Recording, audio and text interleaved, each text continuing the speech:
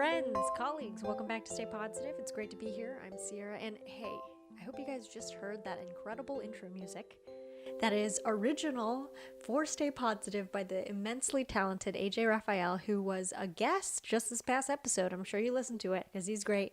We talked about so many fun things, and then after I was done recording with him, he sent me out of the blue, he's like, hey, I was just thinking maybe you could add a little, music in front of the podcast. And I was like, yeah, I would love that because I've literally been wanting that, but I have absolutely zero musical talent. So how would I ever bring myself to do such a thing for people's ears?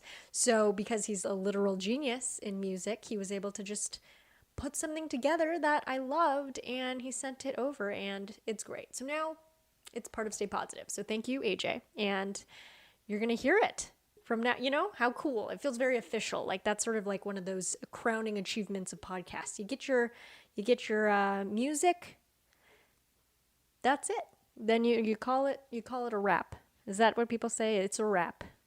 So today on the podcast, I've got a real special guest. I say that every time, but this time it's actually super special, and no shade to any of the other guests that I've had on so far. But this one, I was, she's my older sister, all right? She's got a bit of an advantage. She raised me, along with my parents. They did that too. So shout out to the Catos. But yeah, it's hilarious because I've been FaceTiming with my sister nonstop during this quarantine. So we've really talked about everything. But it was fun to sort of chat with her in this more formal capacity of Stay Positive and really focus on, what she's up to, what her methods of positivity are, which is cool. And I have some unfortunate news, nothing serious, but I did feel obligated to tell all you listeners out there to give you a little warning. Basically, in this interview, my sister talks about a beloved blueberry that she's growing in her garden. We talk a lot about gardening because that's one of her main activities these days. And she goes on about a particular blueberry that is so big, and she's very excited and can't wait to take a picture of it, probably for Instagram, and unfortunately, I was notified earlier today that that blueberry was indeed picked off by a bird. So, as you go, hopefully you continue to listen to the rest of this episode, even though I've really dropped a big bomb there. But, just know the joy that we had while talking about this blueberry in this episode was dashed just hours later. So yeah, I know I'm supposed to keep it positive on this podcast, but sometimes shit happens and you got to be real, All right. Well, before I get too emotional about this blueberry, I just want to introduce formally my sister from the same mister, Melissa Kelly. Hi, Melissa. Hi, Minnie. Hi, Sierra. Hello. Welcome to Stay Positive. Thanks for doing the show. Yeah. Very formal occasion for us both. Yeah, I Normally know. we just like, how do I talk to you FaceTime as a sister, but on a podcast? I don't know. But yeah, how are you doing today? Good. Today was an exciting day in my garden.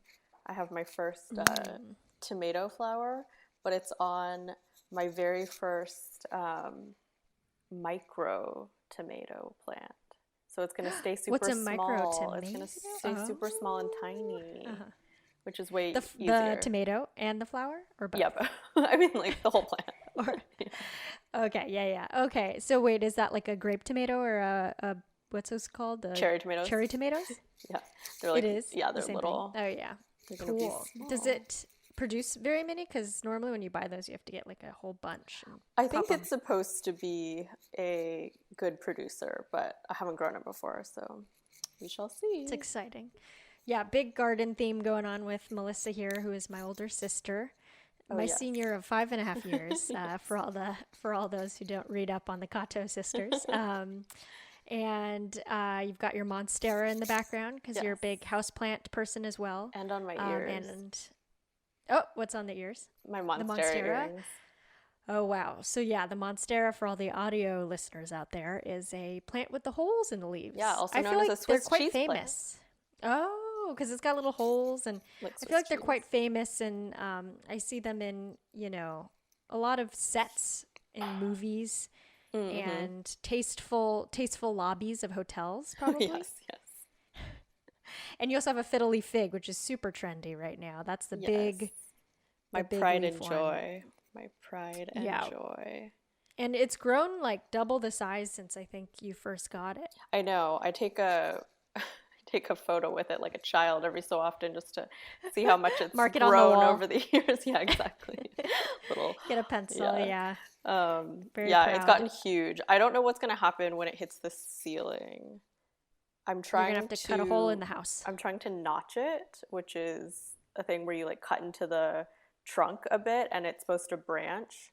And my thinking is that if it branches, it will then stop growing upwards and we'll just focus on branching outwards, like focus its energy branching outwards, but I don't know if it's gonna work. Apparently you have to do the notch and then you like wait 2 months and see if it worked, and if it didn't work then you gotta try again, and it's just hit or miss. Oh gosh, yeah. That sounds like a lot of work. Yes. But at least you're home to, monitor it for the course of the 2 months. Yeah, I know. My plants are so happy I'm home. They're thriving. Yeah. Yeah, that's big. I myself have been able to care for your plants. I Yes, think I deserve a yes. little credit Yes, when yes, you've Melissa goes kept out them of town. alive. Yes. Yeah, for our context, you would leave for me like a 2 to 4 page, Yes. Just not that's in it. small font, 12-point Yeah. Single font spaced. of single spaced instructions on how to care for which, and the choice of also measurement of how much water is by elephants, because you have 2 elephants, little baby water cans, Yes. and it's like, oh, the Monstera needs, I want to say 2 mid-size elephants. Is that Yes. correct? Good job. Oh, Yes, yeah. you See, remember. after 2 times, I Yeah. memorized. But yeah, so that's quite thorough. Yes. And also at the office that I used to work in, that I now don't work in anymore because we're working from home, we got dinosaur watering cans that arrived after we Oh, were long really? gone. So apparently they're there, but Like I didn't brontosauruses yet. or what? Um, Like what kind of dinosaur? Well, like a long neck as I the know, like hose. yeah. Yeah, I think somebody did hold it up because somebody visited the office and held it up to the Zoom webcam, and it was, I think you're right, I think it was a brontosaurus. That sounds about right. But yeah. the strange thing was the opening, when you have to run it under the sink to fill it, was like just as small as the opening like it was a terrible engineering, but But it I was a wanted to dinosaur. divulge the watering elephant can. Man, I'm really diving right into another topic that I want to cover, but you had a elephant watering can in your Animal I Crossing. know. So I have one in which real is life another big and in theme. my virtual life. On Marzipalm. That's good. Consistency is key. Yeah, Yes. Marzipalm is the name of your island. Yes. For so then how is Marzipalm doing? Is it thriving? It's Would you also describe? thriving with daily attention. Good. Good. Do you feel like the plants inside of your garden in the sky, meaning the virtual do you have a garden? Yeah, right. I do. It's so only which is more important to you? The one that actually produces food I can eat, or the one Right. that Or only the produces one food for that's my virtual virtual. self. I take very good care of my garden on Marzipalm. I am doing a lot of flower hybrid breeding, which I don't do in real life. I wouldn't cross-pollinate flowers because I don't know how to in real life. But in Marzipalm, it's very easy. You just have to plant them in such a way that it looks like a checkerboard. And then the new hybrids pop up in between, in the gaps, essentially. I can't explain it further. It's too difficult. That makes sense. It's based on a grid Yeah. format, Yeah, typical a grid with like gardening. missing components so that the hybrid can pop up. Right. You can't smother the hybrid by Right. planting in every single open space. Right, otherwise there would be no place for the hybrid to grow. So that's exciting. That's I'm growing lots of soothing. new colored flowers. And then I have a lot of fruit trees. In the On garden. Marzipalm. Yeah. Both in real life and in Marzipalm. Yes. Marzipalm's based on your love of marzipan. On my love of marzipan, but also yeah. my love of Celine and Alara's cheeks. Oh, right. Who are our cousins? Our cousins' Shout babies, out. Selena and Alara. Shout out to the cuties. Yes. Romping around town with big cheeks. Yes, which Celine has on their dubbed face. pom-poms because they look like pom-poms on her hat, like little balls, And Very so smart. Spatial it's reasoning. a conglomeration of the two. Good. Yeah, you gotta, I think, do those hybrid names. I'm a big fan of hybrid names, like as a joke. Yeah. So whenever someone's like, oh, I don't know if I can come up with one on the spot. What's It's a yours lot of and pressure. Dylan's? What do you mean? What's your hybrid name? Oh, I see. You mean like Brangelina? Yeah. Oh, no, that's not what I meant. I mean, I don't know what ours would be. Diera, Sillin. Silly. But I think, like, if there's like, somebody's like, oh, today I know we were, dreaming up ideas for this animated show I'm working on. And we're saying like, oh, what if, they hand out goodie bags at their birthday party. And then separately we're like, oh, what if they hand out like spiders? Ha ha ha. Somebody's really into spiders. Okay. We're like, and then I was like, oh, what about goodie bugs? So pretty smart, I thought it was great. I said after that, thank you everyone. That's all of my contribution for today. Can't wait to see and I it. signed out of Zoom. I don't think it'll make it anywhere near the show, but that's sort of like, I think a good combo name is important. Oh, I see. Yes, that's a good one. Yeah, but I guess, well, do you want to explain what you do for a living so that, the people can know where you're coming from with all this, the gardens, the greens, the sustainability? Oh, sure. So I'm an environmental attorney, and I've had a little bit of a circular career, I guess. I started out right after I graduated from law school, from UC Irvine's law school, as the fellow at the law school's Center for Land, Environment, and Natural Resources, which the acronym is CLEANER. I don't know which came first, the acronym or the name of the center. I hope they wanted to name it CLEANER. The cleaner environment. Yes. I just, in my head right now, we're all in Cloroxville. Oh, right. Not so that like kind of cleaner. Disinfectant. Not the toxic chemical-based cleaner. Yeah. No. So I was the center's first fellow, which means I did a lot of research, focused on essentially policy-oriented research. And then that was a one-year fellowship. And then I was the staff attorney at an environmental nonprofit in Santa Monica called Los Angeles Waterkeeper. And as the name suggests, my focus was on water quality and water supply issues throughout all of Los Angeles County. And that was, my dream job, or so I thought. I always thought I was going to be working my whole career to be a staff attorney at a nonprofit. And it was so much fun, and I loved it. I loved all the people, but at some point it was time to move on, and now I am the staff director and attorney at the center I was previously a fellow at. So full circle. And back to cleaner. Yes, back to cleaner. But in a different capacity. So my career and my interests align, which is, I feel pretty lucky. Not a lot of people can, pursue something that combines both their personal interests and their career interests. I think that's the hope, but I feel pretty lucky.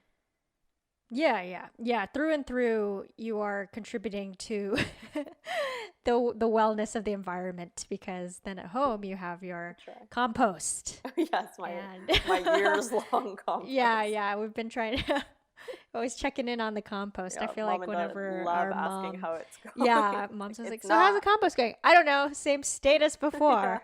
It hasn't moved because what do you need from us? Yeah. And the obviously the garden, which has recently become very important because of the fact that maybe we'll have to only live off of the land. Yes. My goal is to live off the land one day, which would be great. I'm miles away from that, but it would be wonderful to just be able to have a full dinner straight from the yard. Of course, I'd have to go vegetarian for that, but sure. I mean, you could grow some beef plants. Yes, those beef trees. Beef trees.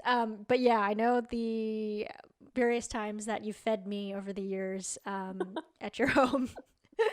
We've always had like, and then the lettuce is from the garden, which is pretty cool. Or like the peas, which are very beautiful. You had a notorious, can we talk about your Instagram? Sustainable, no. Yes, you I'll can. cut it out. Oh, okay, It's okay, fine. okay. We're adding it back in. It's getting out there. People Yeah. are finding So it. sustainable self, yeah. Melissa has a Finsta, which is basically, well, a Finsta is when Instagram people have like a fake Instagram. I think it's short for fake Instagram. But I mean, obviously what it's become is just like a second Instagram that you can probably, tailor and make it more of a specific personality rather than like, oh, it's me and my family. It's right. like, oh, here's me in my cool 70s outfit or whatever people want to do in their Finsta, like a kind of like an Animal Crossing of Instagrams. I see. A secondary ego or alternative Yeah, alternative. I don't know. But yeah, so the fact that, sustainable self is your give it a follow if you want to see Melissa's beautiful garden. Great pics of the harvest, updates on bugs, goody bugs. But in particular, you grew some great berries, one big strawberry that you also have haters. Yeah. So, if you're putting yourself out there on the internet, you're bound to get some haters. Yeah. You don't have so haters. You did have Who one. are you? Yeah. Right. Then you're not doing it right? You're not gardening correctly if somebody's not coming through onto your Instagram saying "Def not organic." Shout out to whoever that was. It was organic. This is sustainable self. She's not using Roundup. But yeah, so that was definitely organic. Def yes organic. Def organic. Hashtag def yes organic. But yeah, it's that was a big one. You've got. I have a huge blueberry growing right now. I can't wait. Oh wow. Until it's ripe, and then I could, demonstrate the size in my hand. So stay tuned for that. Oh wow. Yeah. You got to use hand for scale. As long as I protect it from the birds. Sometimes they try to get my blueberries, and they have. Yeah, that's. But yes, I'm protecting this one very terrible. Well. Shoot them down. Shoot them down. I think well, we saw the movie Abominable together. We loved it. We love to see animated movies together. I think that's a fun thing. Now we can't, but you can still watch a lot online. But they had big blueberries featured in Abominable. Oh yes, that was great. When they were like magically growing blueberries and they're getting launched through the sky and like splashing into big blueberry puddles. I know. I have dreams. I used to have a recurring dream about big blueberries, like swimming through big blueberries. Oh wow! Yeah, I mean, we grew up very blueberry centric. You can always have a lot of berries at hand. I think that's a thing that I learned. Outside of California, there's not a lot of harvest.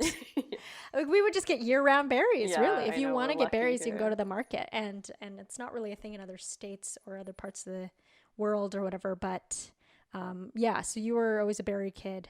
I love berries. I could live off berries. If I could eat berries, like a whole bowl of berries every day, I would. Or peas, or both.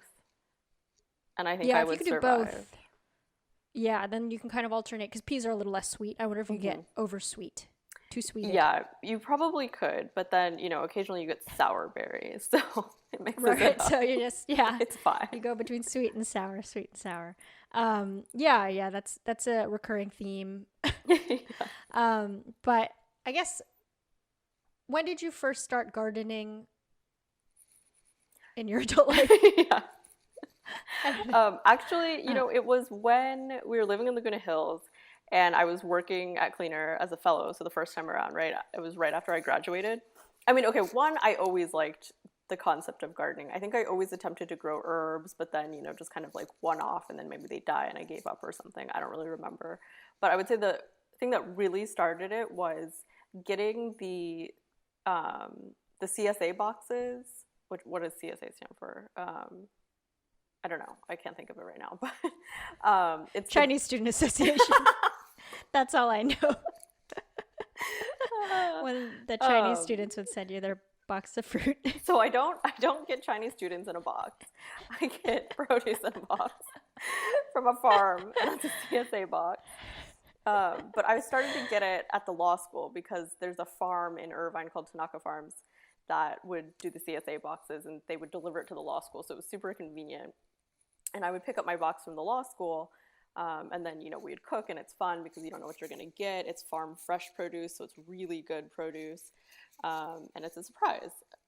But there was one time where forget whatever reason, I had to, I think in the summer they make you pick it up from the farm because there's like no student at the law school to like pick it up and put it in the administration building or something like that. And so I went to the farm to pick up my box, and for whatever reason, my box wasn't there. And as a sorry, they gave me a strawberry plant, which is what the farm's known for. The farm is known, Tanaka Farms is known for their strawberries, and they have, you know, like a U-pick for strawberries and a bunch of other stuff, but it's mainly strawberries. Right. And so they gave If you know Tanaka, you know strawberries. Yes. So they gave me a strawberry plant, and that was really the first thing where I was like, ooh, you know, I'm gonna grow this. And I had that for years. You know, it came with me to this house now, which is, you know, years later. And then some of, you know, it's strawberries create things called runners, and so that essentially produces new strawberry plants. And so all of my strawberry plants are the offspring of this strawberry plant. Wow. Descendants. Yes. But yeah, so give a girl a strawberry. She'll grow it for generations. Versus, give a grandpa strawberry plant. That's crazy. Okay, cool. So that's all the strawberry plants that I've ever that was my first big plant, and then it was like, oh, I should grow more stuff, and I realized I could grow in containers.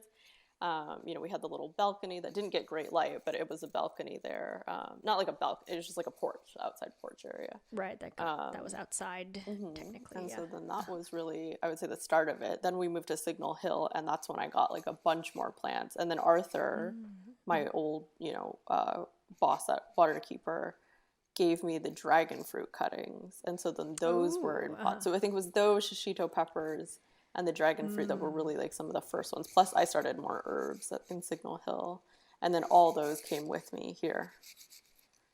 Yeah. Wow. Okay. So I've seen, all these, and I guess it's kind of cool that they're able to endure the move. Yeah. Or obviously you had to protect them or whatnot, but then, you know, it's a gift that keeps on giving. Yeah. If you tend to it and spend time and nurture it. But, yeah, exactly. We can never move again at this point with all of. You can never move again, but that's okay. I don't think, I don't think anybody likes moving anyway. But yeah, did you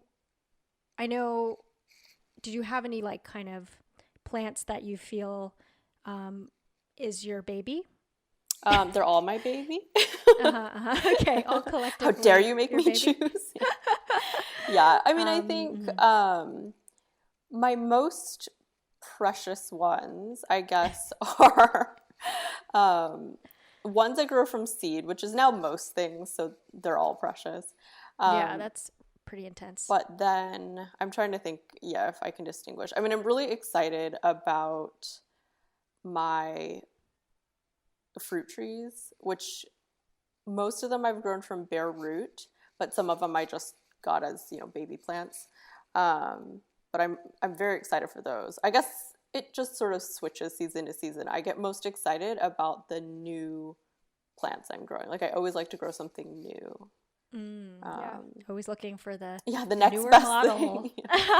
The new shiny object. Moving on. Yeah, the shiny new object. Yeah, but yeah, that's exciting. I mean, I know you had finger limes. Yeah, I'd never heard of those fruits before. Yeah. They like come out with pulp, like limes. You squeeze them, and the pulp comes right out of the lime. Yeah, I highly recommend everybody watch an Instagram video on Australian finger limes being cut and squeezed. Very soothing stuff. Yeah, they're called the caviar of citrus because they look like caviar. Yeah. And then how do you eat that? I guess you just kind of put it in stuff, or? So you can definitely, so you know what, Arthur actually told me they're really good on persimmons, because you know how persimmons are super sweet, the tartness of the pulp cuts into that. Yeah, is kind of a nice contrast. And then I know a lot of people put them on seafood, but obviously I'm not going to make that at home because I don't really, like, not cooked seafood. I think like raw sushi or something like that, but I don't really do that at home, so I don't know if I would do that. It's a little hard to do that. Yeah. You could bring it with you next time sushi restaurants open. Yeah. Excuse me, can I, don't mind me, I'm just squeezing a little lime onto this.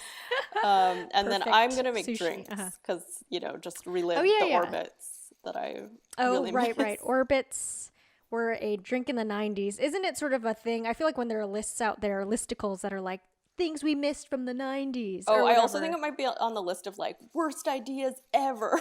Like, Oh yeah, why is it worse? I It's just loved a it, drink. but I think people it's didn't like like mini it or something. boba. I don't know. Maybe it's the weird texture, but to me, it's just like I love texture in my drinks. Like unique boba. drinks. Yeah, boba. It was just like a precursor to boba, kind of a miniature boba but it that was didn't cool quite because it stick. floated, which is also very weird. Like, what was then the consistency of the drink itself? It's kind of a bizarre concept. But... Yeah, but I mean, I like the fact that it's floating in the drink, so it's distributed throughout. Because sometimes boba, you just get like 9 in a row, and you're just like, oh, what am I doing? Yeah, you know? choking. Am I drinking a drink or am I eating a boba? That's true. I have seen a lot of people make their own boba at home, and really? it looks very involved and not worth it. But I mean, I've never, you're more of a boba person. I've never been a huge boba person. Yeah, I love boba. But I don't think I would make it. I like my boba pre-made. Yeah, I mean, I think it's one of those things like when we tried to make those croissant, or not croissant, what are those meringue things that you bite into? Meringue thing. I forget. It's like a French thing with the sandwich, kind of like macaroons? a little treat. Yeah, macaroons. Oh, okay. Or macarons. Yeah, okay. Macaron. Macaron. When we tried to make those at home, it was like a lot of labor. Oh, yeah. I mean, it takes an entire day. It's kind of hard. Yeah. Yeah, and then it's like, well, I might as well just like work a job and make some dollars to go pay for macarons. It does take the full day, and then like you brought up, then you only have like one flavor, which is kind of right. If you want an Earl Grey and a strawberry, you got to go back to the drawing board. You have to wait. Yeah, it's terrible. I mean, I really liked the ones we made. I think they were good, but yes, it's a lot of effort. Right. Yeah, it's definitely like I better just leave this to the experts, but. It's not an option anymore. But I do recall. Yeah, I guess I recall like you always being very, I guess, careful with things, and you would, it was sort of like Melissa can take care of the miniatures. Oh yes, but Sierra would lose the Polly Pocket. And has the I'm a lost cause. Don't give me anything small. But you had the miniatures, the glass things. Oh no. Yeah, I guess we had the Polly Pockets before the rebrand. So Polly Pockets in the 90s were very tiny, terrible, like choking hazard. I know, why did those exist? I mean, everything was a danger, I guess. I can imagine a kid getting one stuck up their nose. But I guess Legos too. Ew, yeah, they were smaller than Legos, so they're very tiny. Yeah. It was like when they, to paint those things, they probably had to get like a magnifying glass and get the little toothpick, But yeah, those tiny little Polly Pockets, all of them are kind of uniform, except for the one that sits on the horse. Because it has like a little pig in its butt adjusted to legs. Sit on the horse. Yeah, to like lock into the horse. And I guess I lost it. I don't recall. I mean, it wasn't as scarring to me as it was to Melissa. But then they did have a rebrand. Polly Pockets had a rebrand, and they got bigger and gum, like kind of Rubbermaid. Oh, really? Made out of that's rubber. Not as fun. I remember getting one, and No, I loved miniatures. Did you like miniatures very much, or no? Like a lot of things in life, I don't know what I liked or what I was following Melissa's lead and saying, yes, this is what you like now, Sierra. No, I'm kidding. Well, I think, I looked up to my older sister, and so a lot of things were like, oh, this is what's happening. So, there must be something behind this, This is if it's miniatures, like, miniatures must be the new hot thing. And then you step outside of the house and you're like, nobody likes miniatures. Maybe nobody likes miniatures. But miniatures are basically like, well, I guess the interesting thing about miniatures for me looking back was you were just into small versions of things, and it wasn't really about like, so that my doll can play with them. It was just because they're small. Yeah, we didn't. So there was no human in the picture. Yeah, I don't think we had many that would have even been that size. So maybe we would have if we were like. I mean, I guess besides our Polly Pockets, but that was separate. But those were so tiny. Yeah, that. But you like the miniatures that were like, kind of mid-size. And like I remember you had like a farmer's market. Yeah, I did. And Dad made that fruit stand out of balsa wood for me. And then I filled the little compartments he made with all the fruits. It was the best thing ever. But you're right. We never had like people interact with the miniatures. Right. And I think that's what was puzzling to me, was that. I was like, oh, okay, so How do we cool. play Melissa made with this these? very intricate setup of a farmer's market that is too small for us to use, but also not like for anybody else. I know, that's true. What So did then, we yeah, do? fast forward till now. I don't know if I'm trying to draw a connection where there isn't one, but I think you're very, taking care of a plant from seedling is very hard and requires a lot of steady hand motion. Yes, yes. Not a lot of shaking of the seeds.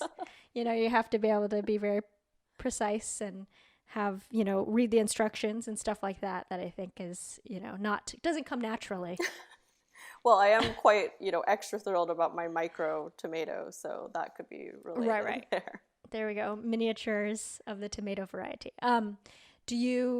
What do you like about gardening, the process itself? Like, is it soothing? It is, yes. I mean, it's definitely my form of relaxation. So, I mean, as much as I like to think that, like, ooh, it would be so fun to, run a farm or like work at a farm or, Oh, right. Grow so much that I could sell at the farmer's market or something like that. I don't think that I would want to turn it into, a job, because then I think it would be too much and it would sort of take away that escape that I kind of am able to have through it. But definitely what I like the best is just how, you're watching this whole process, like you said, from seed all the way to then it producing the fruit. And you get to see it throughout the whole process. You get to see it from start to finish. It takes a lot of planning, and I love planning, right? I have to think through, even though we're in Southern California and no one believes we have seasons, we do. And so I like to grow seasonally, which takes planning, especially if you're starting from seed, because you have to start seeds for winter, our winter, when it's still sweltering hot. So it takes that kind of planning. And then we don't have a lot of space in terms of, it's not like I just have open land that I can plant into. I plant in containers, right? And so I only have so many containers. I don't want to buy 1,000 containers. So I try to rotate my crops, so to speak. Yeah. So it takes planning. It takes a lot of, I like comparing year to year and seeing what I started when, the year before, and what it looked like at this point in time, because not only is that interesting to me just to see, how the plants are doing from year to year, but also then you're taking into account the weather changes, and it just makes you really cognizant of the weather, which I had to be through work, which was kind of bizarre too, since we tracked the rain at Waterkeeper and went out and did, the stormwater sampling. But even now, I still track it quite a bit, to know when, we're going to get a heat wave or something, for instance, because then I got to go out there and protect all my plants. So I like being able to compare it. It's cool to see one year like, oh, everything flowered at this point in time, and then the next year it's a totally different point in time because the weather changed, or we got a cold spell super late in the year like we did this year, or we got late rain this year, which kind of screwed up a lot of stuff for me. It caused some diseases on my plants, but I think they're going to survive. Coronavirus of the plant. Yeah, hopefully not. It's not gonna kill it, but fortunately. You asked me. Mm-hmm. Yes, it's a source of stress relieving for me. In some ways, because I like to control every aspect of everything. In some ways I can do that, but then at the same time it forces me to let go a little bit, in that obviously I cannot control the weather, and I cannot control if something succumbs to a disease because of, just a wide variety of factors. So like, when my tomato plants the first time around just all died and I couldn't grow a tomato to save my life, it was devastating. And then I had to get over it, right? And then the tomato harvest. Yeah. And then I finally started growing tomatoes, and they did really well last year. So, but it took me like 2 years to get over that. So. Oh, sure. Yeah. Scarring. So, Scarring. it has ups and downs, but there are also ups and downs I can't control. And so for me, I think that's helpful, just because I hate not being able to control things. And so, I don't know, just a little bit of practice of that out of control concept. Right. The nature stuff is always going to feel bigger and not your fault if it's going crazy. But yeah, it's good practice. Interesting. Well, I don't know if I knew that you want to control everything? Yeah. Or that's how you would describe yourself, I guess. I I don't would. know. I mean, I think my personality, right, is like I want everything to go as planned, right? Like I like planning and I want it to go Sure. as planned. Therefore, as long as I plan, everything should go as planned. Yeah, yeah. I Right. mean, And so that's in that fair. sense, I Yeah. think I want to control everything. And I think mainly it probably comes out more in my work. Though maybe Connor wouldn't agree with me. But Home is work. you know, No, in the but sense yeah, I guess. that there are sometimes things that I should probably delegate that I don't, because it's like, well, I can just do it in exactly the way that I want it done. Right, And it's harder for me to like walk through every step that I would do with someone else, so I may as well just do it. But in reality, I should really just let it go and let them do it. And if it's not exactly the way I would have done it, just deal with it. I see. Yeah, I mean, I feel that way too about certain things. Yeah, it's like, well, maybe it'd be faster if I just do it myself, kind of thing. Or working on things that are, important detail wise, and you feel like you need to have a hand in it. But yeah, I mean, I guess that's kind of a thing where, I feel like growing up with, well, I guess maybe with like school and stuff, you seem to be you were always going through stuff before I was, right? So that was kind of like nice, because I didn't have to plan as much, maybe because I kind of saw you going through it. So I was like, okay, well, she lived through it, so it's probably gonna be okay. Yeah. But I remember you describing that you didn't know there was like life after 6th grade. Yeah, I didn't. Which it's scary to think. I mean, at least we had older cousins too, so that's good. But then we did, the but fact I don't that, think I understood the concept. Not within the household. Yeah, it's a really weird thing. I remember vividly like not knowing what happened after 6th grade, and I don't remember thinking about it much. It wasn't like some big question to me. It was just like, I didn't know what happened after 6th grade. It's like, I mean, there's no need. Yeah, but power ahead. But I would say like the biggest difference between us when you're talking about like going through school is like for me, right, with planning and control and everything, right? Like I would study for days on end for tests. I would have like my my little agenda. I love my agenda. That had all my tests and everything planner. like that. Yeah, right? yeah. And so then I would study, and then I would take the test, right? Whereas like I remember obviously then being much older, and you coming home from school and mom being like, oh, how was school? And you'd be like, oh, yeah, it's okay, oh, I forgot I had a test today, but I got the highest grade. You're like, what? Like, that's a thing? Like, so I feel like for you, it wasn't so much that I went through it before you, but it was like you were fine no matter what. I mean, yeah, there was, I think also seeing you go through, well, maybe sometimes when I think about stuff ahead too, it just sort of gets like, I almost don't want to live through it twice, So sometimes if I'm like worried about something, I'll like tire myself out worrying about it, and then I'll like end up burning out before I get there, Yeah. And then it's almost better if I don't prepare, maybe, because then it's like, well, then the novelty is still there, and then I can have the energy to take it on and give it my all or whatever. I don't know. Sometimes obviously that's not the case, because you can't do that for everything. But, I think I don't know. There are some things, maybe whether school or like worrying about stuff, that maybe it turned out to be worse to prepare. And so you figured out that for you, but I don't know. Or I'm lazy. It's a combo. But it's what I call laziness. But yeah, and then now, even now, I think I have the way that I'm working now it is pretty little preparation, because you're kind of just thrown into things a lot with entertainment and comedy. I know, I couldn't imagine. It kind of is fine. But then I think you just get used to it, But I can imagine, well, when I first entered into this sort of industry or whatever, and you're kind of like used to being like, okay, and the next year we move on to the next grade, and then we study this, and I'm used to school patterns, and then it turns into this kind of Oh, I see, spontaneous thing, yeah. then that's not easy. But, you know, and then you meet people who are way more on the other end of the spectrum of like, I can't prepare, you know, but they're great and they, you know, it's fine, but it really suits their personality or something. That's why they're here, you know? So yeah, I feel like it's kind of,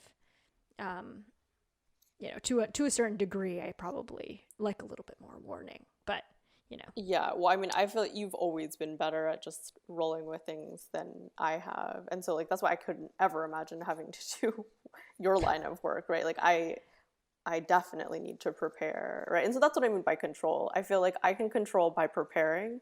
And so if I can't prepare, like, I don't even want to think about having to do something, right? Like, I don't want to have to do, Sure. you know, what you do walking into situations like that. So that's what I mean by control, is just I feel like I can control situations by preparing, and so that's what I need to do to feel comfortable in most things that I do. Yeah, that's a valuable skill to also be able to put the time in before, right? I mean, and then also I remember and then you probably, okay, so when we were little kids, you taught me math or whatever when I was like kind of young, and like you're trying to teach me like something hard. I was It trying like to teach this 2-year-old how to do math as like a baby. You know, it was probably like your multiplication things, and you're like, all right, Sierra, time to learn. And then school. I was like, and then I was like, Melissa, I don't like this anymore. And you're like, who's Melissa? I was like, oh no, we've lost her. So you're always preparing me too. Yes. So I benefited from that. And then you thought school was easy. I remember you said, you're like, wow, this is way easier than Melissa's school. Because you were probably teaching me what you were learning at the time, like the last week. All right. But yeah. So I get funny. all the credit for how smart you are. Thanks. Good.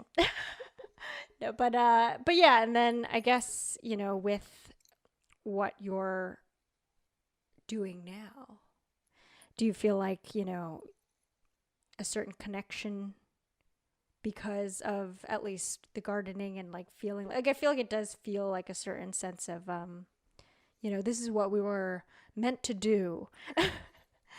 Harvest from the earth, to till the land, and, you know, return back to the land. Yes. Yeah, I mean, I think I definitely, a part of me wishes for, I think in the same way a lot of people do, for like, oh, what if we could just go back to those simple times, you know, where we just, you know, grow our own food and we trade with one another, you know, to get the variety of crops that we want. But obviously that's never going to happen. Was your question, though, just tying it into my work? I think I would say the big difference for me is like my work is more about, since it's law, right? It's more about what laws, you know, how laws are being enacted, how enforcement is playing out, how we can improve policy and things like that. And so I don't really get to dive into like, oh, how could we as people be more sustainable, right? That's more the purview of a nonprofit, which is why it was fun being at a nonprofit. But now being at such a policy-oriented research center at a law school, the focus is different, and I don't get to do that sort of community advocacy, community education component as much. So it still feels pretty separate, which is probably good for me though, because like I said, I don't want the two to meld so much so that then everything feels like work. Like for instance, at Waterkeeper, one thing that I noticed is, like I said, being in a nonprofit, it just like sort of could become your personality even more so. And I'm not describing this well, but because there's such a component of a nonprofit that's not only the legal work, but also the policy work, also the community engagement work, right? Like the beach cleanups we ran, or the events we had that were just, you know, purely for the public. As a result of that, it felt more like a part of just your everyday life. But then as a result of that, when work was hard, everything felt hard, because I would look around and all I would see was work, right? Like I would be driving through LA and all I would see were potential lawsuits. Right. And so it's like I kind of enjoy. Gonna sue you. Yeah, Gonna sue yeah. you. I enjoy not having to think about that component. Oh yeah, yeah. No, that's tough because it does seem like more and more now our generation is like, what you're doing got to be your passion. So you got to Yeah. find your job and it's got to be you and it's got to be perfect and it's got to pay you. But, mainly it's got to be perfect, right? And you got to be making the world a better place, which is great. But it does mean that there's no separation of like, we're going to work. And like, especially now when everyone's working from home, but there's really no separation. And so, and I have the same issue sometimes of like, luckily what I'm doing, it's my passion. So it feels cool because it used to be just like a thing, a hobby. And then now it feels like, okay, great. Now I get to make the hobby into the full day. Right. But then there's no like when people are like, well, so what do you do for fun? So it's like, fun.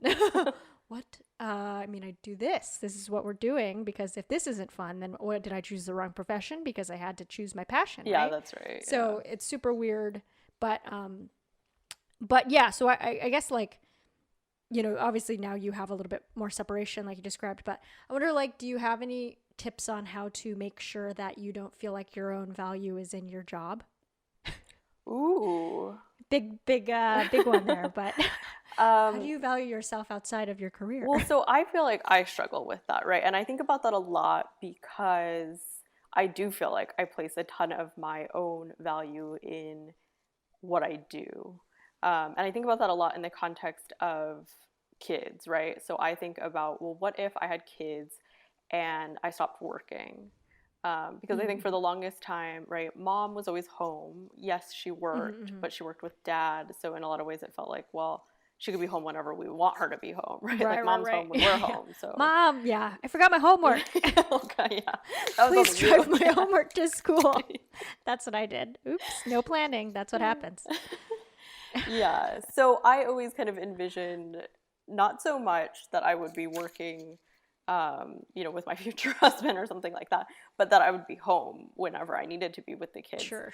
And so within everything happening, and at least my career, it felt like, as a lawyer, there's no way to do that without just not being a lawyer.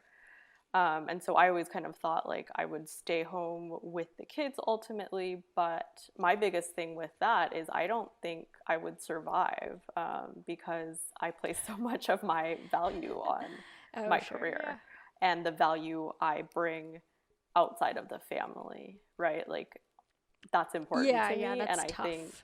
I think a lot of people are perfectly fine and whatever it is, they're confident enough that you were giving me the weirdest look. It's just saying like, wow, yeah, I'm agreeing, but with my face. Okay. They have the confidence to say like, I bring value to this family and that's my value and I'm okay with that. Whereas I don't know if I could say that about myself. I really value, as I've talked with Kimmy about, external validation, which is probably not great, but I like to know that I'm doing work Soak that up. that people value, and people, who don't know me, or, who don't love me, right? It's like people that wouldn't just say like, your existence is, just fine, right? Like I want someone to say I'm adding value, and I want them to mean it, and I want it to be true, and I want to be appreciated. Right? Is that so much to ask? Yeah, it's hard. Right. And so that's why I think I do place a lot of value in my job, and I don't have any advice for how Sure. No, and that's that. Okay. So that's how I feel too. Well, like for that's you, how a lot of people feel. Do you feel like, going backwards a bit, but when you're working, do you feel like, oh, this isn't even work because I love it? No, I definitely thought that was supposed to be how I'm supposed to feel. Right, yeah. But no, I think what it is it ends up, what I'm learning, because maybe initially I might have felt like that's how I should feel maybe a couple years ago when I was a little newer to this lifestyle. But now I'm like, okay, honestly, I probably do better work when I don't feel that way, because if it's just what I'm doing for fun, I'm not going to put a lot of effort into it that I would normally put into work that I'm like, I need to meet a deadline, and this needs to be good, and people need to like this, but also, it just needs to be done. So, one thing that I like to say, and I heard from a podcast probably, was a quote that was like, oh, you're never going to feel like it. because I guess what we put on, you know, if it is our passion, our job, it might be like, well, I mean, it has to come to me, you know, it's art. Oh God, it has to come to me. So then it will never come because Right. that's just not how it works. And then, you know, if you say, well, I'm never going to feel like it, then that's off the table. Then I'm just going to do this like work and it'll get done. And hopefully I can appreciate it later as, oh, that felt really fun and I'm glad I did that. But maybe in the moment it's drudgery. But I mean, as far as the value thing, I mean, for sure, like the external validation thing is so key. I don't know, we're supposed to find value from within or whatever. Yeah, that's where it's supposed to come from. But it's really hard. Yeah. But that's really hard when that's not how anybody's taught, especially when in this like general society where it's like, well, money, you got to make that money. Yeah. If you're not making money, who are you? You know, you don't exist. And like, you know, home, I think there's a lot of talk now, and I don't know if I sent you this article. Probably not, because I was like, I don't want to stress anyone else out because I'm reading this and I'm so stressed. Oh no. But it was basically about the fact that, you know, everything's kind of floating to the surface now during coronavirus when there's work from home across the board. So it's like, who can work from home? A certain class of people, certain type of job. Yeah. But also a lot of this stuff, like I think the subtitle of the article, it was like a New York Times article, but it was like, Mom Zoom call can wait. So it's like, basically all the moms who are also working from home, if we're just talking about families that are working from home and both parents are able to do that, it's like mom's work will suffer if they have kids, or in maybe not, right? If you just are like, who's going to take on more household chores or whatever. Sometimes in like, you know, heterosexual marriages or families or whatever, there's a guy and a woman and a guy and a woman and the guy's going to take priority, you know, whatever. And I think that's, you know, that's traditional gender roles. That's the household we grew up in. So I think it's a little hard to unlearn that. Yeah. But yeah, it's definitely, I think it sucks though, because there's also the layer of like, well, society doesn't even value, because they're saying like women work X amount of like unpaid hours by just doing childcare and doing, I don't know, washing the dish.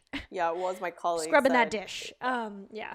It's setting us back to the 1950s, and she's like, pretty soon I'm going to be wearing pearls around the house and vacuuming. Yeah. Love it. But yeah, you gotta, and then. Yeah. We're speaking of the 1950s. I saw this, because you know how like Trump said to inject disinfectant? Yes.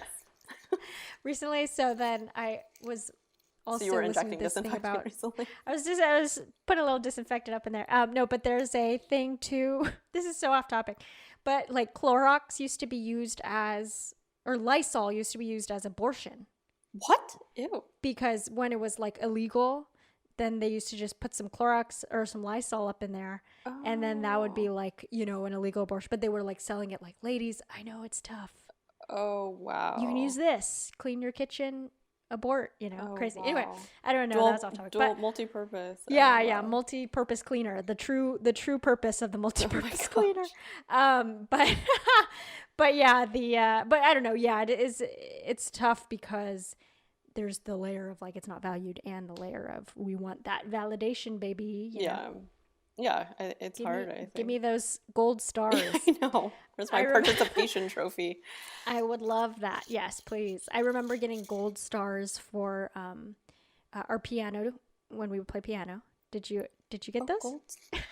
What? I think it might have ended at a certain point. Maybe it was because when we were younger, it ended like. But our piano teacher, I think, would give us a gold star. I might just it not was when we were remember. like filling out the little scales book. Yeah. Da, da, da, da, da, da. And then she would put a gold star, I think, when we like conquered it or something. I see. Okay. And then separately, I got gold stars when I read books in fourth grade. Me too. And so sometimes I'm looking for those again. Were gold stars on the like front of the classroom so you could see like who read the most books? Because then the gold star line would be longer. Yeah, I destroyed that. Yeah, I bet. I swept the floor with the rest of the children. So, you know, that's all I'm looking for. I'm just looking for some gold stars to get measured up against other children so I can know that I'm doing better. Yes. Some gold star but yeah, validation. it's tough. It is tough. Speaking of us being siblings. Yes, I'm ready. Do you ever think about what if you were the older sibling and I was the younger sibling? Ooh, no, but I do want to get into that. Well, I want to get into ordering because that's a big thing. Oh, right. Sibling Order order. of sibling. But no, I haven't thought about that. Let me think about that. If I were the older sibling, you were the younger sibling. I mean, it would be a lot harder for me. Because again, uncharted territory.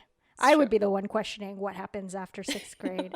And, it was really cool to have an older sibling, I think. I wish we had overlapped a little bit more school-wise. Yeah, but that we would were have been 5.5 fun. years apart. So you were always like far ahead, pioneering uncharted paths and territories. Yeah, wait, and so then by the time you I'd got kind to of 7th grade, what grade was I in? So that was the only time we were at the same school. That 'cause was you were in it. 12th That grade. was so short. You were Yeah. a senior in high school, and I was in middle school, but we had a conjoined campus. Yeah.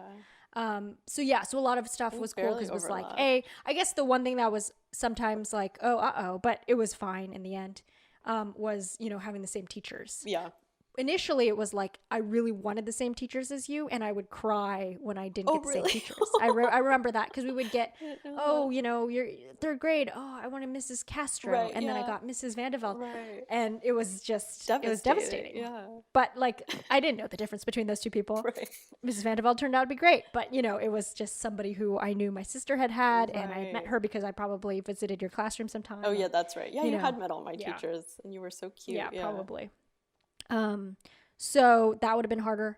And then later on, it was more like, oh no, Miss Lou says Melissa never talked in class, and then I got caught in class, and then I'm a bad egg. But then, after like the 3rd year of having her, which she just kept having different, teaching different maths, and I would keep getting her. Then we made up. But and then you made our website. But yeah, there were sometimes some expectations I had to live up to. Sure. That's funny.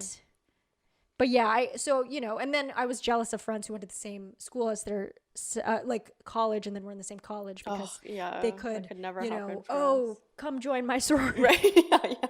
Not that would have been us, but I'm sure that would have happened because we're both women.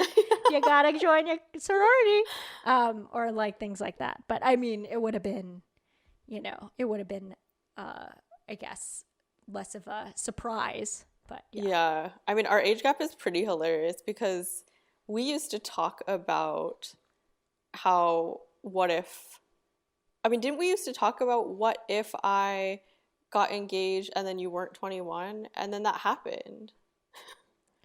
Oh, because of bachelorette weekend? Right? And so like you weren't even 21 when we had my bachelorette party. But we figured it out. Yes, thanks to Christine. Smuggled me in.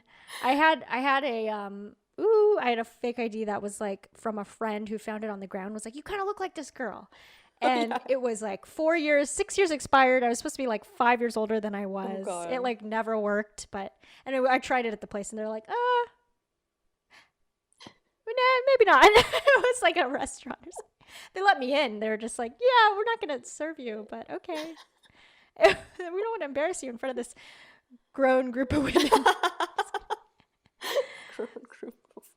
But then I was smuggled in by the cousins. Yeah, I mean we got you in and it was great. It was the best thing. But it's so funny that our age gap was that significant, and then I guess we got married so young that it didn't help your cause. That's another interesting thing that I'm learning now is that like people in adult life, obviously like age doesn't really matter too much. So I have friends that are older and friends that are younger. Oh, I know. That funny, are kind of all in the same life stage, all kind of adults in this world, right? But then I still think of you as so much older just because I'm like, Melissa's an established woman. She's married, she has a house, she has plants, she's got her law degree, all these things, right? So it's all like legitimate stuff. But I think more and more now people are always like making fun of our generation for like not growing up or whatever. But then you haven't had that problem, so you're maybe even older than the average person your age. Yeah. And like, and not that, whatever your definition of grown up or whatever, but it does feel like I have friends that are as old as you or older, but seem younger because their stage of life is more like, I'm still single, I'm going out, we're doing, I stay up past 10 p.m. we're like figuring it out. Yeah. And Melissa's like, all right, good night. I'm going to say good night to my tomatoes. No, I'm just kidding. But yeah, so that also adds to it. So you still do feel older, even though I think, at this stage of life, we aren't that far apart Yeah, well, I mean, it totally age-wise. freaks me out when I have Percentage. students now, at the law school that I Mm-mm-mm. think are younger than you. Yeah, You're like, definitely. what is Because happening? Yeah. if like, somebody goes straight into law school after Yeah, then they're younger than you. graduating. That's right. Yeah. It's Yeah, really yeah. weird. Or like even at Waterkeeper, right? Everyone was my coworker, but not everyone was lawyers. So like some people had different positions and some of them had it like right out of undergrad essentially, or maybe they Mm-mm-mm. worked somewhere else for a little bit, but I think they were essentially your age. But they seemed like older because they Yeah, were yeah. my coworkers. And Right, right. Sierra, Yeah, is yeah, still of in seventh grade course. to me. So Yeah, perpetually. Yeah, what happens after sixth grade? Seventh grade for the rest yeah, of your life. yeah. But yeah, I mean, I think that's kind of funny. And then, well, did you ever, what were you saying about the ordering, or like if you were the younger sister? Oh, I mean, I'm so glad I wasn't because I'd have to live up to your to like, where you set the expectations, and that would have been horrible. Like, right? No, Like, it would no. have been terrible Just would have for me. been. I would have had such a complex, I think. It would have been really bad because I've been like, oh, well, Sierra got into Harvard, so then like that's where I should shoot too. And I was like, oh, I didn't get it. It would have been like awful. Like, oh, well, Sierra was class president, so I should try to do something like that. But like, I'd rather die. Like, I No, don't you want to wouldn't have tell had to do jokes that. in front of the whole I think, student body. no, Oh, God. it I would mean, I be think people terrible. learn, like, well, oh yeah, listening to that siblings podcast, Oh that yes, sibling revelry sibling podcast. That's revelry. the Hudson children. Well, it is funny because they do talk about, the different mixes of siblings. And I think the more siblings you have, it sounds like the more creative they get as far as like, finding different paths. Because I still feel like, well, I think we were far enough apart where it like wasn't overlapping. So, maybe there were certain things where I was like, well, maybe I should try to do it differently, Mm-hmm. like that's already been done. Maybe I should do it differently. I don't know. But I would say that, it does seem like with like groups of three, or more, then it's like, okay, well, maybe I'll be the sporty one, Oh, I see. Yeah, you kind like, of find oh, a different maybe role. maybe I'll get into robots, I don't know. It's like a lot of different things. And I think that makes it, that's like manifested pretty clearly in like a lot of families. But the same isn't true for twins, which is interesting. Twins kind of like having similarities because they're probably Right. sharing more DNA and Yeah, stuff, and but they're also so being close. like this is unique. And or somebody had said, I think it was like a sibling psychologist or something. I was Mm. like, oh, this is unique, and to have somebody exactly like me, like we should cherish that, Oh. because otherwise it's just your run-of-the-mill sibling, Oh, I see. so Yeah, they no, I kind think of like that makes want to sense. make Plus, that you do work. everything together because you're literally the same, going through everything at the Right. same time. So I think it's easier to develop the same exact interest. Like, actually, now that I'm just thinking about it, it's kind of weird. How come you didn't play tennis? I did play tennis, but I stopped. Right, but like, how did that happen? Well, I right? think so. Yeah, Melissa played tennis. I played a little bit, and I think I remember being like, oh yeah, maybe I could do both, like because you did both, right? Basketball is the other one I'm talking about. Well, I only started playing basketball because you had started playing basketball, right? I'm pretty sure. Right. Well, because I had started playing basketball in second grade. Okay. Walking into the Buddhist temple. What up, ball hogs? No, but yeah. So then I had played that earlier, but I started playing tennis with you too. But I think it was because like I was so into basketball at that time that it was Okay. like, if I'm gonna play tennis, it's gonna be kind of hard. They don't completely overlap, but it almost felt like I didn't need to feel like a sport because I was so into basketball. I see. Did you like Maybe, basketball but better? Was that it too? Or like, I don't even remember. I'm sure I did. Yeah. I mean, I feel like tennis, it's like I wasn't particularly like drawn to it or good at it. So I think basketball was like, oh man, I've been doing this for so long. Like, I feel like I can, I can have a chance at, being in the WNBA. No, I'm Right, just yeah. kidding. You were so No, but- good though. It was so I miss watching your No, basketball God. games. Oh, God. But also I used to cry at your basketball Fun games, game so I too. don't miss Oh, that. yeah. Emotion. Oh, yes. Tender Melissa is very empathetic. You're an Like you empath. would get hurt, you would get smashed by the biggest girl. or like it'd be Oh, unfair yeah. or something. I don't There, remember, it's but part of the game. yeah. You gotta play dirty. But yeah, no, I love to think about my basketball days, but You were there was no great. future for me It there. was so fun. But yeah, I think it just consumed my life where I just didn't have another sport I see. to room for it. Yeah, okay. Maybe So because that it makes was sense. like Because yeah, you started year playing round, you basketball can around kind the of same do time. summer stuff. Yeah, yeah. Okay. But who knows? Interesting. But yeah, I mean, and your empathetic ways have always been a big part of your life. Crying at movies, and Yes. I remember us watching Armageddon and that being very Oh, difficult. yes, it's a good one. It's a good cry. And it was Good sad. It cry was one. sad. Yeah, it's a any person I could cry sacrificing just themselves. thinking I mean, about it. spoilers.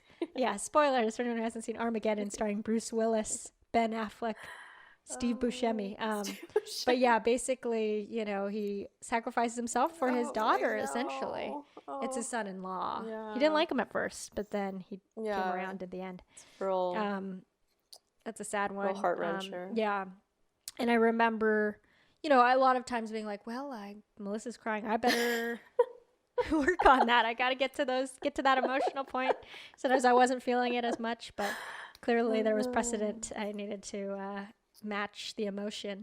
Yes.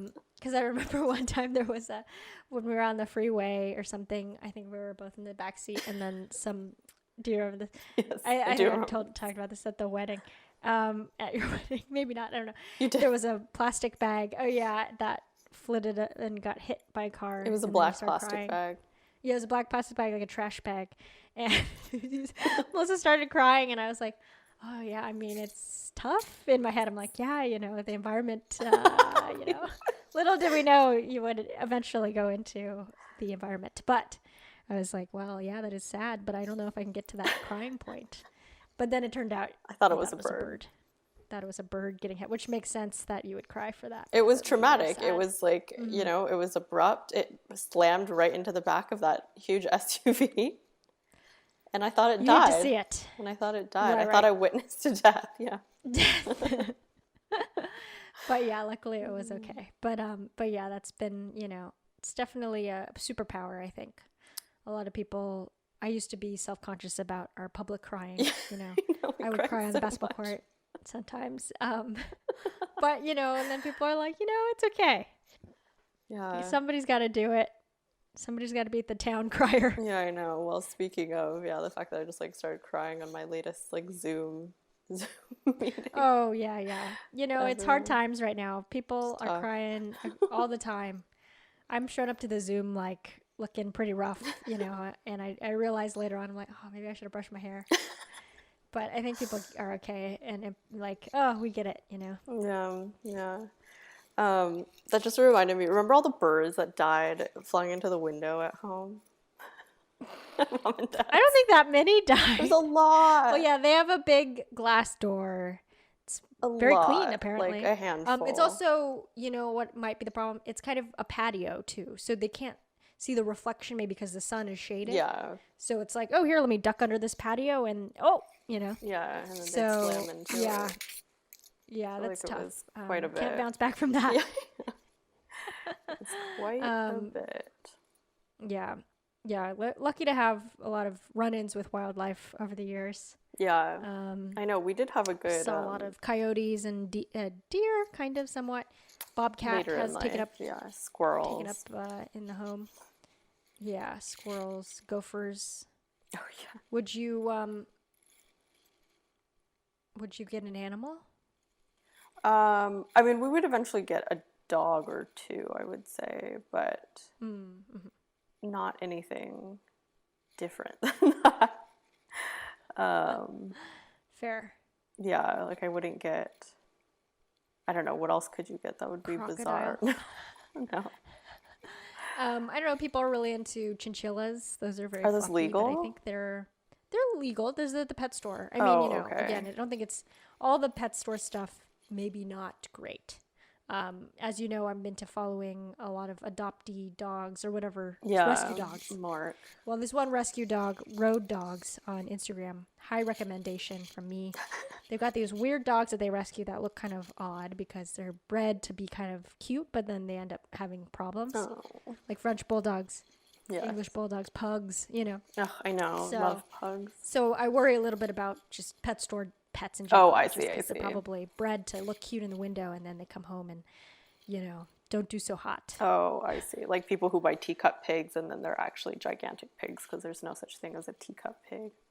Oh, yeah. I mean, yes, that's for sure true. But at least I would hope that the pig is healthy. Oh, yes. But like, I Yes, guess that's the true. It's alternative not. would be like, you know, I mean, we had friends in high school. I specifically had one that the dog was so small, I was going to step on it. I've like it seen was that. like flitting around my feet, and I was like, I can't be around this dog because can't move my feet because I'm going to step on this dog. Yeah. Tiny little rib cage. But I think they have Oh. problems because their organs are not able to fit inside that tiny little body. Oh, I didn't know those were not normal, but I guess that makes sense. Yeah.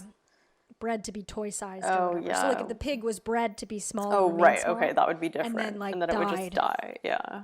Yeah. Oh, no, that's So- not fun. Yeah, those are the cutest dogs. I will say it. Yeah, But but you just I don't know can't if I have could them. adopt it because, you know, then you get the kind of weird Mary Bell, which is one of the fan favorites of the road dogs. Check her out at Road Dogs on Instagram. She's got hydrocephalus, which is kind of big fluids in your brain. And Bulging brain. Her eyes are pointing outward, and Oh, yeah. I mean, she's adorable, but I don't know. Yeah, I don't know. Doesn't look like fun. Yeah, it looks like she's had some health issues for sure. Yeah. Um, Oh, okay. Wait. I want to talk briefly about your chronic pain, oh, my chronic pain. Yes. if you're into it. If you want to talk a little pain talk, Sure. Yes. Well, pain hour. I was thinking about it. I mean, okay, so chronic pain, it's in my neck. It started in my lower back. Did you know that? I forget. Did I tell you that? Oh, it started in your lower It started in back. my I don't lower know. back when I was a fellow. So Nice. right when I started my career as an attorney. And then it moved to my neck at some point in time. I don't remember when it was, but you know, at some point it moved to my neck. And it's been in my neck ever since. And it's definitely where I hold my stress in my upper shoulders and my neck, essentially. But it's gotten worse over the years because I just didn't take care of it. Being at, well, one, the first year of working, I just was adjusting to working. And then being at the nonprofit, one, I was like overworked, and two, I was commuting obviously really far. Sitting in a car. So I had no upwards of 3 hours a excess day. time, in my life at all. So I didn't take care of it, right? And so I've just had it for however long I've been practicing, which is like 6 years. And I would say that it definitely makes me, or made me, a different person for sure, like as scary as that sounds. But I was thinking back to like where I was even just like several months ago compared to now. It was far worse. But I was always tired, like to the point where I was just like, not only was I sleepy, I was exhausted, and I had like no energy whatsoever to like, no motivation to do anything, no energy to do anything on a regular basis. Like obviously I was functioning, right? I was going to work and I was super productive at work. But like outside of that, it was just like, I was just deflated because the pain prevented me from sleeping, and it still does, but it was like, you know, to a much worse extent. So, you know, I had this chronic pain, so I was always like just pissed generally because I was in pain, and then I wasn't sleeping. So that combination was just terrible. And then on top of all of that, because of the commute, I wasn't working out, so I was also super sedentary. So I would say just overall, I was miserable, you know. And I was getting to a point, I got to a point last year where I was like, just done. I was like, I give up. I can't, nothing's working. I felt like when I started this job, essentially, at Cleaner, I was like, okay, now is the time when I'm not commuting as far, or at least I'm not commuting as long, even though it's still an hour. But it wasn't an hour and a half, and it wasn't stuck in one place, you know, until a certain time at night. And so I was really trying to take care of it. So I was going back to physical therapy, even though I'd done physical therapy in the past. I was trying to work out more and things like that. or maybe, yeah, I was trying to work out. I don't remember. But anyways, it's been a long journey. And I had gotten to the point last year where I felt like I had tried everything I could. I had tried physical therapy. I'd gone to the doctor. I had tried to, you know, figure out some sort of workout routine, but it wasn't working. I just wasn't motivated enough to do it or something. And then I was just ready to quit and just be done and just be like, I don't know, I give up. I'm too miserable. Everything's terrible. And then Connor found the mirror. So really, like, I feel like the mirror saved my life, which is the silliest workout tool I could possibly imagine, because it just sounds like the laziest thing ever. But it's literally a mirror, a full-length mirror that's on my wall that is purely for working out. I have my yoga mat in front of it, and I turn it on, and I pull up an on-demand workout video. And it's the perfect thing for me, which I felt like it was going to be, because it has every component of what I want in a workout, which is variety. And it does have sort of an online component, which is that live component, you know, where you can start the workout at the same time the instructor is actually teaching the class, and you get to see everyone else in the class just by name. So you don't actually like see anybody else, but that little element of like community is like adequate for me. And so being able to literally just turn that thing on and start a workout has changed everything. Like, I work out regularly now, which, you know, I went from literally doing nothing every single day to now working out regularly. And then I finally saw a pain management specialist, and so that's been a work in progress. I still have the pain, but it's not nearly as bad. But I was trying everything, right? You gave me that little S massager that I still use it. I still like pull it into my, you know, points, and it's a quick fix. You helped me try CBD oil. I had roll-on CBD stuff. I tried, I don't know. I just feel like I tried a lot. I tried a lot of physical therapy, like a lot, and I had to switch offices so many times. I had my insurance switched so many times that I got thrown off because I kept changing jobs, or my job changed the insurance. So it just was like a roll up and down process. But I'm finally seeing improvement. I'm definitely I've plateaued at a certain level of pain that still prevents me from sleeping. So I still have a ways to go, but I don't feel so tired and lethargic every single day, and I don't feel hopeless like I did before. Like, at least I feel like I'm doing stuff and I can continue to do it, and at some point it's gotta work, right? I mean, it's just gotta. So, yeah, it's been good. Yeah, no, I'm glad to, I think, yes, over the journey, it seems like more recently it has been better, which is good. But yeah, it is kind of a crazy thing because we don't know too much about it, right? Yeah, in the first place. But then also across the board, nobody knows. Yeah, I mean, yeah, chronic pain is a weird thing. I mean, it's, you know, I think what was really somewhat motivating was when I finally got the MRI, and they were like, well, nothing's wrong. Right. So confirmed. Yeah, so in that sense, it was like, okay, so at least it's not like some terrible thing where I have to get a surgery, or at least it's not like you have a brain tumor, which I thought maybe it was going to be something crazy like that. So it truly was just managing this pain, and a lot of it stems from stress. And so at some point in time, I need to figure out how to manage my stress, which I don't do well. And I know it's linked to that, because if I get upset or if I get really stressed out, it flares. You feel it there? I see, yeah. And, you know, I haven't had the flare-ups I used to have, where sometimes I would start crying because it was so bad. So it's, you know, it's that improved intense, a lot. yeah. And I went from taking Advil, you know, like 3 Advils 3 times a day, to ibuprofen, you know, as many times a day as you can. And like really nothing was working. So yeah, I tried a lot of medications too. And now what I'm on, you know, supposedly helps. I think I'd like to up the dosage a bit, since I'm still having the nighttime pain. But yeah, I don't know. It's a long process, and it's just kind of crazy to think back and think how hard it was to motivate myself to keep pushing through it. And to keep, and find a solution. Yeah, to keep trying to find a solution to something that seems to not have a solution, other than, well, why don't you just not be so stressed out?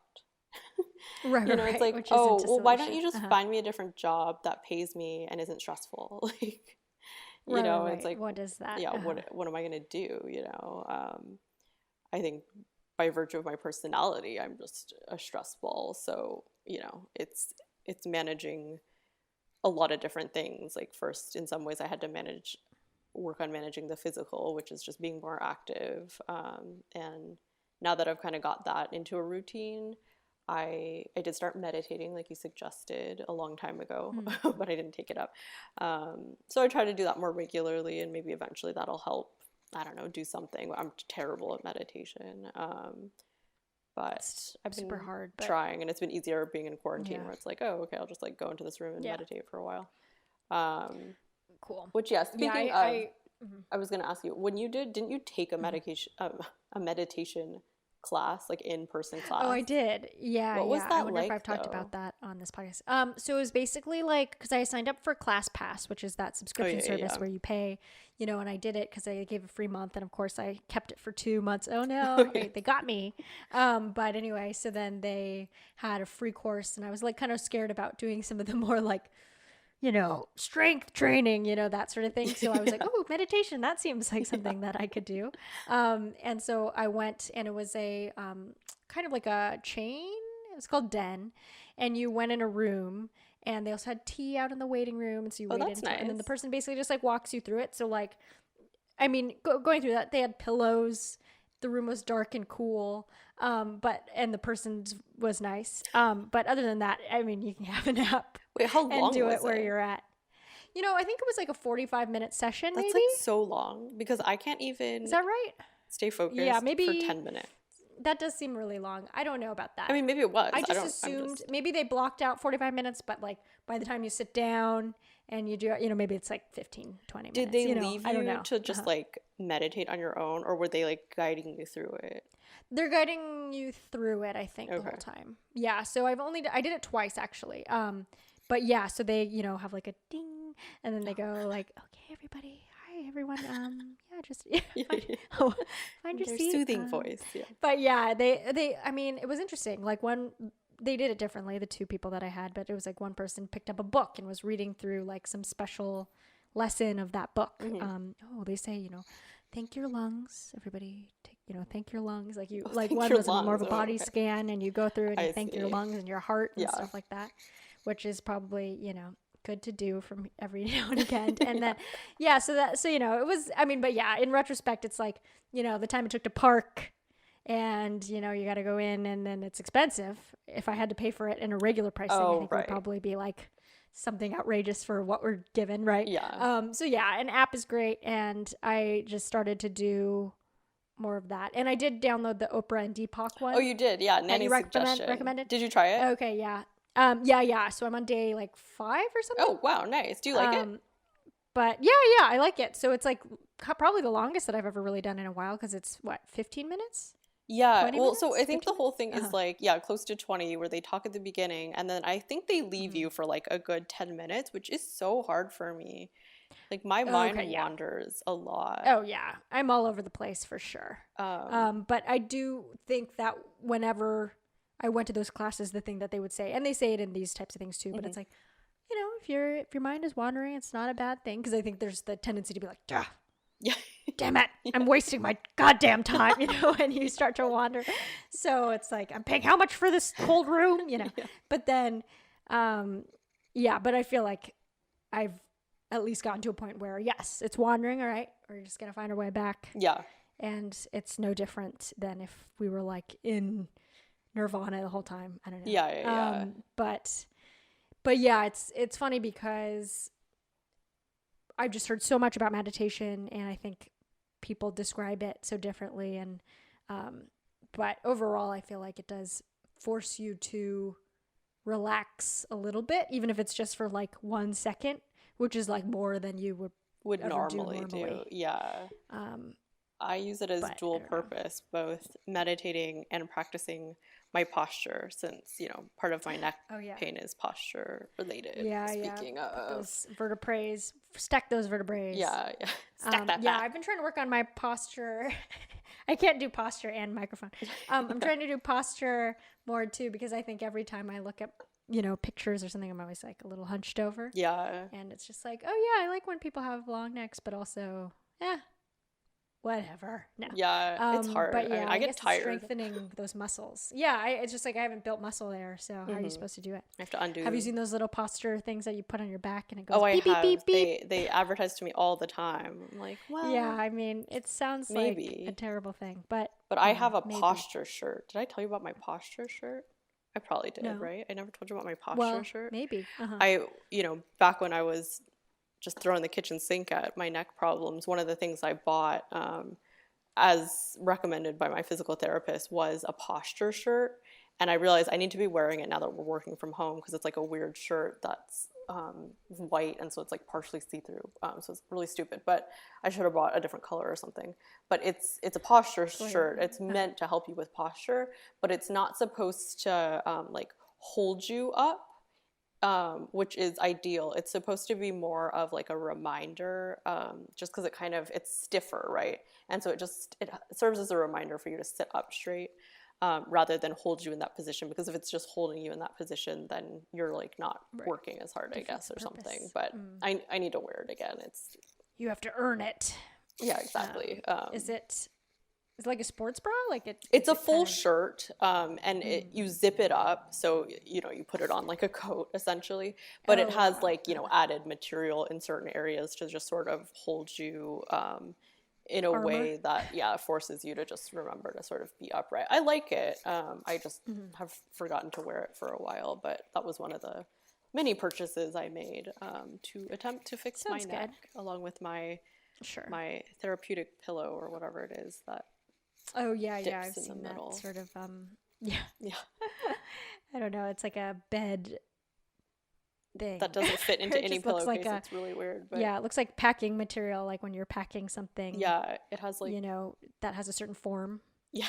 And it's sort of it has like two around dips you for your side of your face when you're on your side, and then it dips even lower for when you're on your back. But that was like a real big help for me right when I started using it. But then I don't know, my pain's just all over the place. So there are all kinds of things you can buy if you're in pain.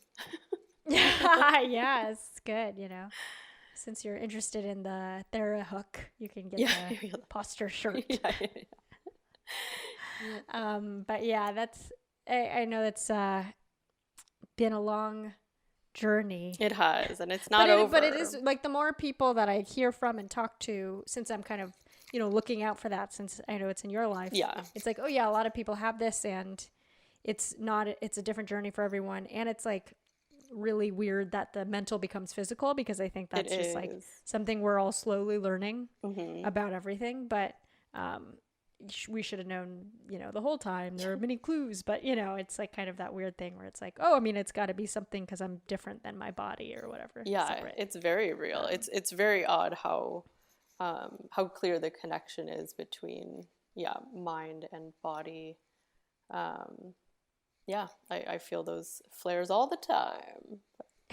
As we wind down, do you have any lasting advice? Any last words for the audience? Any last words? I mean, I think it's about positivity or not. Oh yeah, I mean, I think like I said, my journey with positivity has been rough. I would say I've struggled to find it in a lot of ways, mostly because of my pain or stress or whatever it is. But I think it's really just about finding, I think a lot of it is about realizing that you'll come out of it, whatever it is that's, pulling you down. Because when I think back, it's just kind of crazy to think about sometimes how I felt or how much pain I'm in. Like I was saying, like just how tired I was all the time. And it felt like that state of being was never going to end. So I think it's really just trying to hold on to the fact that you will make it out of it, even if it doesn't feel like it. And I don't know that in the moment, it's very hard to think that way. But I mean, I guess thinking back to the Deepak and Oprah meditation, right? A lot of it is about hope, and you have to keep finding something that's going to give you hope. Because for me, right, I got to that point that I was saying last year where it was like, I'm out of ideas. Like I need something else. And so I think it's just about continuing to work through it, knowing that you're going to come out of it, and just being creative, and just, you know, having everyone in your life clued into your problems so that they can find things for you, like the mirror. And Sierra can tell you things like meditate. I think it's just about just continuing to look for those solutions, and then having an outlet. Like I've always had gardening, and that's always brought me joy. So having that, you know, even when I was in pain, I was still gardening, and that was always something I wanted to do. I definitely had a moment where it was like I dipped down. I was like, I don't feel motivated to do it. But I think in those moments, it's like, well, it's okay. You just need to accept that if you don't feel like doing it, don't force yourself to, because then you're going to turn your, you know, piece of joy into something that's not joyful. Right. Yeah, gotta have some sort of break from that even. Yeah, I think it's just trying to remember to not be so hard on yourself, and to focus on just trying to get through it little by little. Because I think for me it was like, until I can fix, you know, until I can completely eliminate my pain, I can't move on, you know, in any way whatsoever. And so it's about sort of breaking it down into incremental steps, and just knowing you'll break through it at some point. Because I do feel like I've broken through now, and even though I'm not totally out of it, I feel like I will be at some point, hopefully soon. Yeah, because then if you see a little progress, then at least it kind of feels like you're headed in that direction. You can you can just grab that and run with to it. The future. Yeah. But yeah, yay! It makes me happy to know that it's on the up and up. Yeah. And it was always helpful to have you helping me with, you know, other ideas, and hearing about your coworkers and things like that made it out. So oh, right. Yeah. That's always yoga helpful. Was a good one, and then the mirror has yoga and stuff. I don't know. Yeah. Exactly. But yeah, it's so counterintuitive, because I never thought that working out would help an injury, you know, because you always think like, well, you got to rest, and then it will heal itself. But of course, now we know, okay, I guess you got to be active, and the mirror is nice because it's basically like a mirror that's set up in a separate room too, which is like, okay, you can go to that specific spot, and then, you know, there's some accountability, and then even this is funny because we're talking about this product, but it's like, you know, the fact that you can like hire somebody, if you wanted to like pay money for the personal trainer thing, you like move the little camera, and then they're like, hi, Melissa, in your home. You're like, ah. Yeah. But yeah, I mean, it is a possibility if you need that accountability, which is important. Yeah. I mean, I had to eliminate as many barriers to entry as possible to get me to start working out regularly. And this was it. Just a designated space. And you're doing it regularly. I've been able to participate in a few. Yes. Sometimes we do the mirror to FaceTime to Sierra. Yes, where I become the instructor, essentially. Moves from you, and it's a game of telephone, which is great. Yeah. I can totally tell, you know, we're doing mountain climbers. Oh no, we're doing planks. Yeah, and you helped me by working out with me, doing videos before I had the mirror. We did some yoga with Adrian, probably. That was the popular one. Yeah, we did that together, because I like to work out with people, or at least, you know, feel like someone's there, whether virtually or not. Yeah, that's important. Yeah, I mean, I like working out with you. I would say I never want to join a gym, because I get worried about people looking at me being like, she's never been here before. She doesn't know what she's doing. Look at her trying to get on that bicycle. She's never seen a bicycle in her life. Yeah, I don't like gyms. Gyms are not my thing. Yeah, that's a no. The it's classes okay. are fun. Closed fun now. Me, but who has the last laugh? There's no gyms now. Yeah, really. But yes, I couldn't recover from the fact that I had the student rate at Core Power Yoga. There's no coming back from that. Oh, you mean to pay full time? Yeah, pay full whatever, full rate, pay, full pay. Yeah. No thanks. I can't do it. Sorry. Can't do it. But yeah. Well, thank you again. Yeah, thanks for having me, Sib. Yeah, everyone get yourself a Sierra as a sibling. Okay. All right. Bye, little girl. Love Thanks. Love you too. Hey everyone, hope you guys enjoyed that podcast with my sister Melissa. She's a great one, my big sis. Fun little peek into the Kato sisters. What do they talk about when they're microphoned? Now you know. Keep listening, keep subscribing. You know, that's how I pay the bills. I don't make any money with this podcast. I did sell an ad, though, the other day, the last couple episodes. So I was proud of that, but then it stopped. So no more money. If you were inspired by my little chat with my sib, call a family member. Might be fun. Okay, bye.